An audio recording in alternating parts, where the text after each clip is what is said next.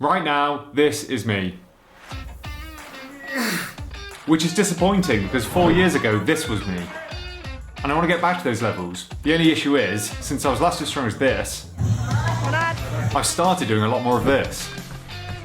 And coming up, I've got quite a bit of this. So not only do I want to get stronger than this, but I also want to be getting faster than this.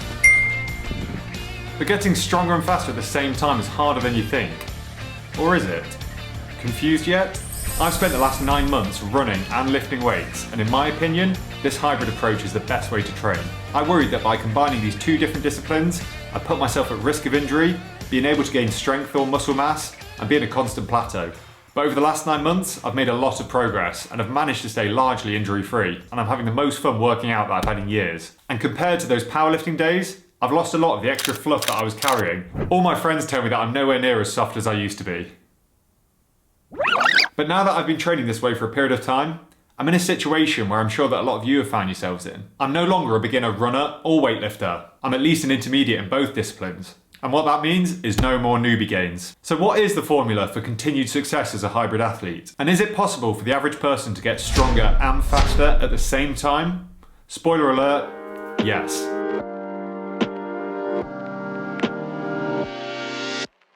So first of all, I'm not a qualified coach or an elite athlete whose opinion you should treat as expert. I am actually a qualified doctor, but contrary to some people's beliefs, my medical degree focused on useless crap like cell biology or treating chest infections, rather than more important stuff like how much you can bench or what your Parker and PB is. So this is my own training philosophy that I've developed through my own research and experience of what works for me. Right, let's get into it. How am I getting stronger and faster at the same time whilst minimising fatigue and my risk of injury? Well, it's really quite simple, if a little counterintuitive. I'm increasing both my running and lifting volume gradually over time, while simultaneously training at a relatively low intensity. Or in more simple terms, I'm running longer distances at a slower pace to get faster, and I'm lifting lighter weights for more reps to get stronger.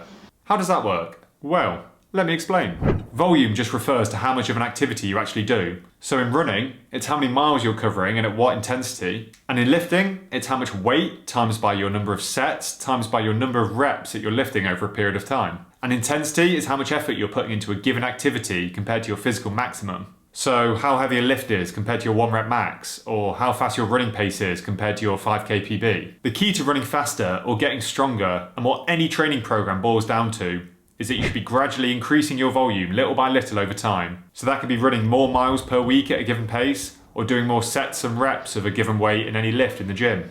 Unlike sports such as golf or table tennis, which are heavily reliant on technique, running and lifting weights, much less so, at least at the non-elite level. And before I get a pile-on in the comments from people insisting that lifting a bar from the floor to your waist is unfathomably complex, and I'm just an idiot who should probably delete this channel, give me a chance to explain first. If you want to get better at golf, it's hard to know where to start. Because there's dozens of different clubs to use in different scenarios on different courses, and it's not intuitive. You're likely to need some coaching to be shown how to hold or even swing a golf club correctly. You probably roughly figure out how to do it after 6 months or 10,000 balls on the driving range, but you're likely still not to be any good at an actual game of golf. These more technique-heavy sports have a higher skill barrier to entry, and are likely to need more focus on technique and variety in your training in order to get any better. Whereas with running or lifting weights, if you repeated a deadlift 10,000 times or ran 10,000 kilometers over a year, my lord, you'll be getting stronger or fitter, even if your form was horrendous. Obviously, professional athletes at the top of their game can't just run an extra 50 kilometers a week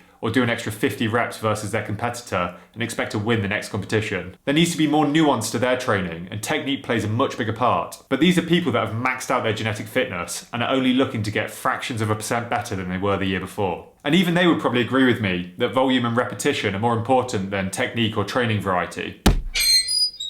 Don't get me wrong, of course there's a proper way to lift a bar from the floor to your waist that prevents injury and is also slightly more efficient than your first random guess of how to do it. And the same goes for running.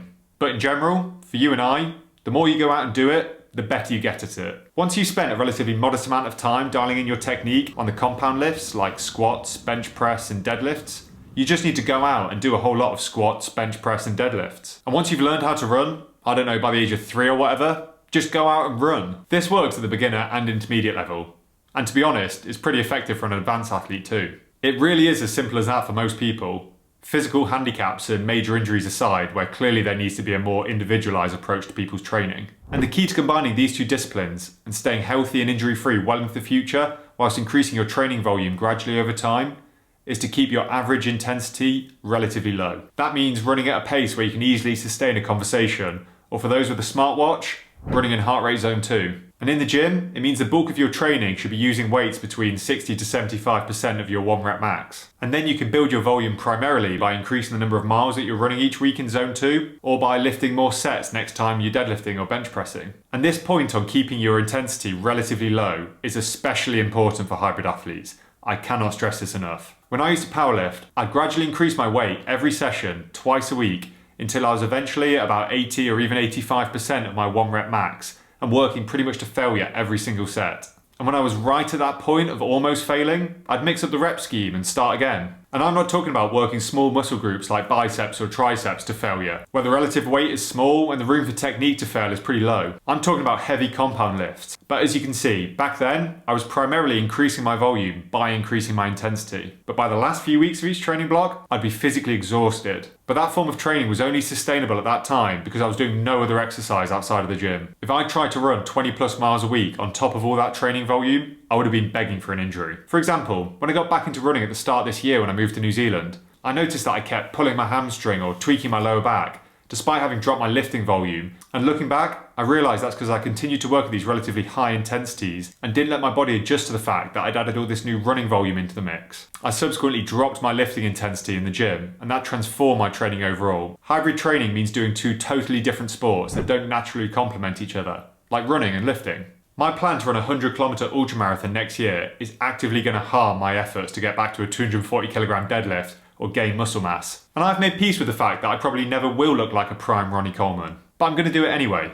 I don't want to pick just one, and because probably like you, my livelihood doesn't rely on my ability to perform in any one of these disciplines at the highest possible level. Next time one of your loved ones goes to the emergency department, ask them if they know how much their doctor deadlifts. I bet they don't know. The number of times that I've showed my patients my powerlifting videos, and trust me, they really don't care. In fact, they often make complaints, but that's beside the point. I can't just add the volume that I used to be doing in powerlifting to the volume I want to be doing in running and expect to get away with it. I also can't expect the same speed of gains in muscle mass and strength or running pace that I might get if I focused on one of these disciplines alone. But I'm happy to compromise and enjoy both running and lifting at the same time. And compromise in hybrid training involves lowering the average volume and intensity that I'm working at compared to someone that just lifts or just runs. But what I'm telling you is that with a carefully managed training program, you shouldn't have to stop progressing towards your goals or building back to a strength or fitness that you're at in the past when you just train one of these sports. There's always going to be a place in your training for a faster tempo run maybe once a week, or a 3 rep max deadlift when you fancy it. It's just this higher intensity work should be the minority of your training,